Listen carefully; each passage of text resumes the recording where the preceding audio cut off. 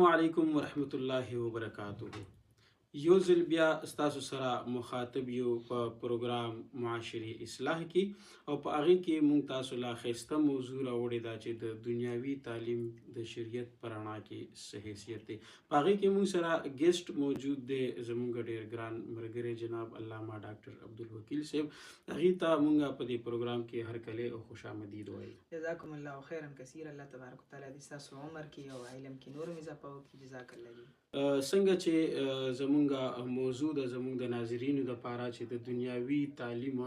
په شریعت کې څه حیثیت دی، نو همدغه شانتې مونږ د تاسو نه دا پوښتنه لرو، دا هیله لرو چې تاسو مونږ ته دا ووایي چې دا دنیاوي کوم تعلیم دی دا څوک حاصلوي، نو آیا د ده دپاره په شریعت کې څه حکم دی او شریعت څه وایي؟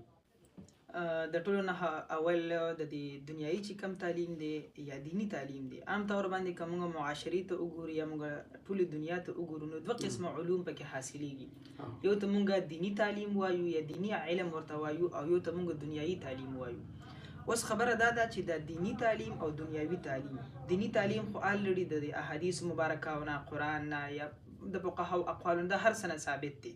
دینی تعلیم خو الریډي هغې باندې بحث زموږ نه دی. نو زموږ سره بحث دی په دنیایي تعلیم باندې، مطلب کوم چې دا میټریک ورته وایي یا کوم مروجه تعلیم دی که نه، بي اس وغیره وغیره څومره تعلیم دی، نو دې باره کې خبره ده. د دینی تعلیم کې خو څه خبره نشته، هغه ثابت دی د احادیثو نه، قرآن عظیم شان نور د مختلف هر څه نه هغه ثابت دی، په هغې باندې هم متفق علیه دی د ټولې دنیاوي تعلیم باره کې خبره ده. نو دنیایي تعلیم چې کوم دی، که موږ تاسو احادیثو مبارکو ته وګورو یا قرآن پاک ته وګورو، نو د هغې نه چې څومره ته مطلب څومره کوشش وکړي او سرچ وکړي، نو په هغې کې به موږ ته د دینی تعلیم باره کې خبره میلاو شي. د دنیایي تعلیم باره کې به موږ ته څه خبره میلاو نه شي. لکه رسول الله صلی الله علیه وسلم مبارک د علم په باره کې، د تعلیم په باره کې کومه خبره کوي چې کوم دا مروجه خلک په سکولونو کې یا په یو ځای کې په بل ځای کې دا کوم حدیث لیکي چې العلم فریضة علی کل مسلم، یعنې چې علم چې کوم دی دا فرض دی په هر مسلمان باندې، خوا که هغه نر دی او که هغه ښځه ده. نو علم فرض دی، خو دلته د دې علم نه مراد دا دینی علم دی، دنیاوي علم ترې نه مراد نه دی. د دې علم نه مراد دنیاوي علم نه دی بلکې دینی علم دی. نو که یو کس مطلب دنیاوي علم حاصلوي، دنیاوي تعلیم حاصلوي، نو دوی دپاره څه او جی نو اوس دنیاوي علم خبره شوله. نو دنیاوي علم په اول خدا ده چې که چېرته موږ به یو څیز ګورو، هغه به مونږ مطلب کوم اربعه ادله دي که نه، په قرآن کې، حدیث کې، یا اجماع کې، یا قیاس کې، دې کې به مونږ څیز ګورو چې آیا هغې کې د دې څه حیثیت دی. که چېرته په هغې کې یو څیز مونږ ته میلاو نه شو، ګوره دوه قسمه خبره ده، یا به د دغې څلوره چې کوم ادله اربعه دي، د قرآن، حدیث او اجماع او قیاس، په دې کې به په یو څیز باندې به د حرمت حکم لګېدلی یا به نه یې لګېدلی. لکه یو قاعده ده چې ان الاصل فی الاشیاء الاباحه، چې په هر څیز کې اصل چې کوم دی دا مباحوالی دی، مباح وي. نو اوس ګوره که یو څیز مونږ تاسو ګورو چې یاره د دې شریعت په رڼا کې د دې څه حیثیت دی، نو مونږ به وګورو چې د شریعت نه د هغې په تحریم یا په حرمت باندې څه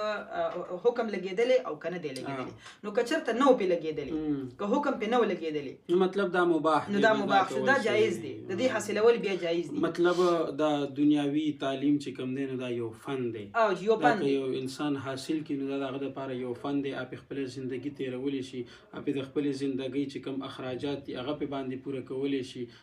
دنیاوي تعلیم یو فن دی او بهترینه خبره ده چې نن سبا خلک دنیاوي تعلیم او چې اوس ګوري د رسول الله صلی الله علیه وسلم مبارک په وخت کې کوم صحابه کرامو بچو ته به کوم څه ښودلی کېدل، هغه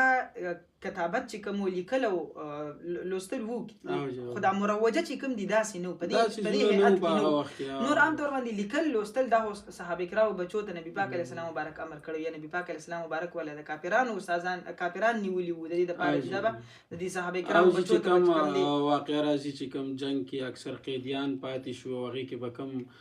داسې تعلیم یافته خلک بلکل د نبي علیه السلام مبارک، نو هغې به بیا د صحابو چې کوم ماشومانو یا صحابو هغې ته به لیکل د نبي علیه السلام مبارک صراحتا حدیث په دې باندې موجود دی چې کله ستاسو بچی لږ رالوی شي نو علمه الکتابه، تاسو هغې ته کتابت وښیئ، لوستل ورته وښیئ او لیکل ورته وښیئ. خو که موږ تاسو وګورو دا کم هیئت کې چې اوس شروع دی، دا هیئت نه و په هغې کې، لیکل لوستل جایز دي، خو داسې طریقې سره تدریجا علم او تعلیم حاصلول. او بعضې داسې خلک شته دی چې هغې دواړه علوم حاصلوي، دینی علوم هم حاصلوي او دنیاوي علوم هم حاصلوي. نو زه وایم چې دغه خلک کامیاب دی چې دینی علم هم ګورې حاصل جی کړو په دنیوي حرمت علم هم باندې حاصل کړو. د دنیاوي په تعلیم په حرمت باندې څه دلیل نشته او چې جان. یاره دا سیز ناروا دي داسې پسې دلیل نشته باقي دا یو فن دی لکه څنګه یو انسان دی هغه د کپړو د ګنډلو چل یادي یا چې کوم دی هغه د ډرایوینګ چل یادي یو فن یادي هغه فن د دې لپاره یادي چې زه په خپل رزق حلال رزق حاصل کړم نو دغه رنګ د دنیوي چې کوم تعلیم دام یو فن دی او د یو حلال رزق د حلال رزق لپاره د دې د حصول لپاره دا یو ذریعہ ده د یو ذریعہ او ستاسو د نیتی چې یاره دا د حلال رزق لپاره د هغه د حاصلولو لپاره ما سره یو فن دی او په دغه نیت ته کې نو بیا خو ډیر بیا خو صحیح جایز دی خو عام طور باندې تاسو ته ویلي چې ګوري د قاعده مطابق دا تعلیم چې کوم دی مباح ګرځيږي صحیح دی جی حاصلول او نه حاصلول دغه نه دا هر چا حاصل کو نو ګناهګار په هم نه دی او که چا حاصل نه کو هم په باندې نه دی او جی لکه دا خو عام طور باندې کوم دنیوي تعلیم وګورو نو دنیوي تعلیم حاصلول په دغه بنیاد باندې چې ته په حلال رزق وګټي په دغه بنیاد باندې چې کوم د دین مطلب ترویج او اشاعت او دغه پر وکم خبره را یاد شوله د خو د دنیوي تعلیم په باره کې مونږ خبره وکړله اوس چې کوم دینی تعلیم دی مطلب چې کوم په مدارسو کې ویل د قرآن عظیم شان علم دی د شریعت علم دی دا چې کوم حدیث مبارک دی چې یرا العلم فریضه علی کل مسلم دا علم په فرض دی په هر یو مسلمان باندې که مرد وي که عورت وي نو دا اوس هر سړی خو ځان علم ته نشي وقف کولی هر سړی خو داسې نشي کولی چې بس لاړ شي په مدرسه کې پروز دغه علم وکړي نو